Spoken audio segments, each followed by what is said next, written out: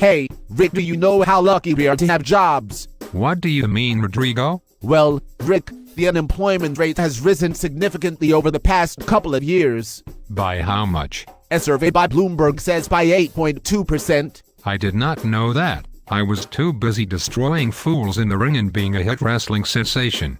What is the reason for all this unemployment? Well, Rick, there are many reasons for unemployment. One is resources.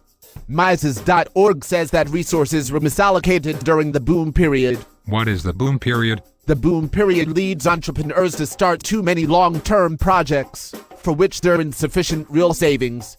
The underlying capital structure of the economy becomes distorted, and it takes time for market forces to clean up the mess after the bubble pops. Why don't people just become Luchadorz? You see, it's not as easy as that, Rick. The government made low-skilled workers artificially more expensive. In July 2009, the federal minimum wage rose from $6.55 to $7.25 per hour. This means that anyone with productivity worth more than $6.55 but less than $7.25 per hour to an employer was turned into a money-losing proposition when he otherwise would have been profitable to hire. This sounds like a horrible mess. How do we solve this, Rodrigo? There isn't a surefire way to fix unemployment, but there are some ideas that might work. What are they? The Daily Beast has a couple resolutions to the problem.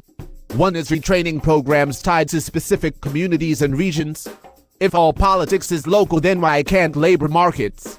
Job training programs in Boston, for example, could focus on clerical training for the medical field, since the hospital field dominates the city's economy. Another is a national wage insurance system.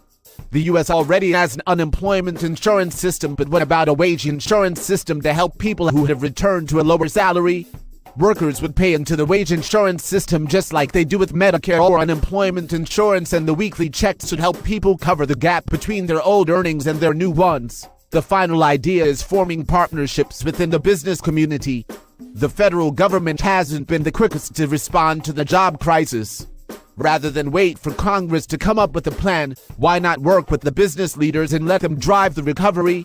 A new survey shows that 54% of large U.S. businesses plan to hire employees within the next 2 years, particularly in the area of customer service and sales. Businesses could offer classes in these areas to both workers they hire and workers already in the organization. Wow, Rodrigo, I never really realized how bad it was outside of the Luchadorz world. I hope that one day the unemployment crisis is resolved.